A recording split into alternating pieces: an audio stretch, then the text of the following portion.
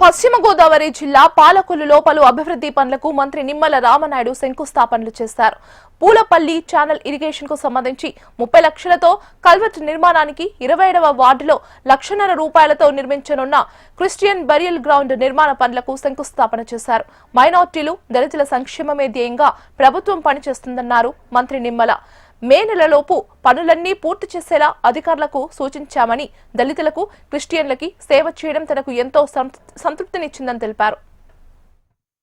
ఈరోజు కూటమి ప్రభుత్వం అధికారంలోకి వచ్చిన తర్వాత అభివృద్ధి సంక్షేమం ప్రధాన ఎజెండాగా ముందుకెళ్తూ అందులో భాగంగా ఈరోజు పాలకొల్లు నియోజకవర్గంలో కూడా అభివృద్ధిలోను సంక్షేమంలోను ముందు వరుసలో నిలపాలనేటువంటి ఆలోచనలో అందులో భాగంగా ఈరోజు మన పాలకొల్లు క్రిస్టియన్ బరియల్ గ్రౌండ్ కి సంబంధించి 1,50,00,000 రూపాయలు, అదేవిధంగా 27వ వార్డుకి సంబంధించి క్రిస్టియన్ బరియల్ గ్రౌండ్ కి 30 లక్షల రూపాయలు.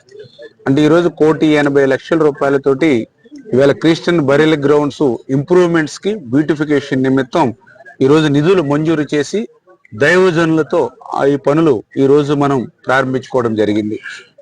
ఎందుకంటే ఎవరైతే ఇవాళ దళితులు ఎవరైతే ఉన్నారో, క్రైస్తవులు ఎవరైతే ఉన్నారో, మైనారిటీలు ఎవరైతే ఉన్నారో వాళ్ళందరి సంక్షేమమే మా ప్రధాన లక్ష్యంగా ధ్యేయంగా పనిచేసేటువంటి వ్యక్తులమే.